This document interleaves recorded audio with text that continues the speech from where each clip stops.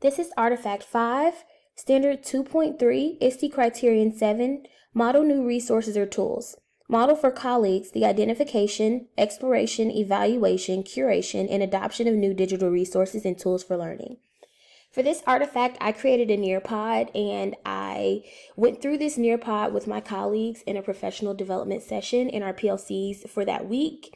And I wanted to explore different mobile learning apps with them. So my objective for the entire thing was today we'll be learning about the use of M-learning apps to support technology integration and collaboration in the classroom.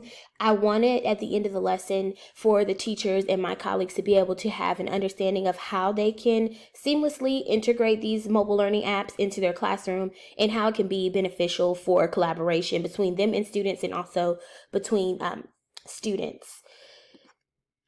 So I showcased 3 different apps for them. I just started by asking a question: what do you think an M-learning app is?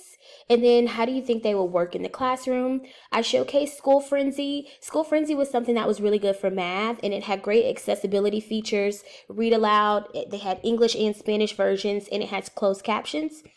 This app could be used to create lessons for students, and it had a resource bank that teachers could use when creating assignments. The resource bank had practice problems as well as word problems, and it will be a great use for review of materials that students have already been taught. So a great supplemental resource. And I showed them a video of that. And then I also showcased Padlet. Padlet would support just about anything: math, English language arts, science, social studies, even SEL. They had great accessibility features on Padlet as well. Read aloud, they had a screen reader software, low vision, color contrast, translations for non-English users, and then extended keyboard navigation. Padlet was a great way to have some collaboration going on in the classroom with one another digitally.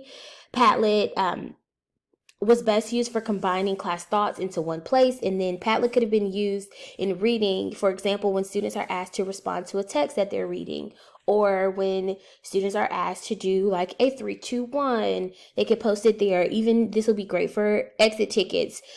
Teachers give students a prompt such as, after reading, describe how the text is structured and explain how you know, and then students post their answer on the Padlet.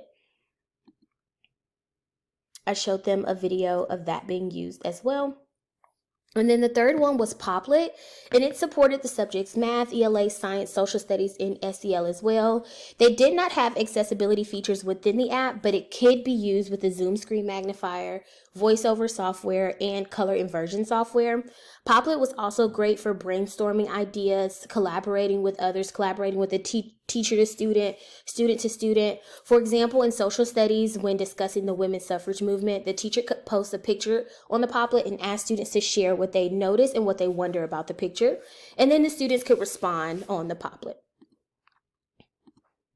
Video there. I finished just by asking how teachers would use this in their classrooms, and then giving a poll at the very end to see what their takeaway was, 1 being the lowest and 5 being the highest. How helpful was the presentation for you?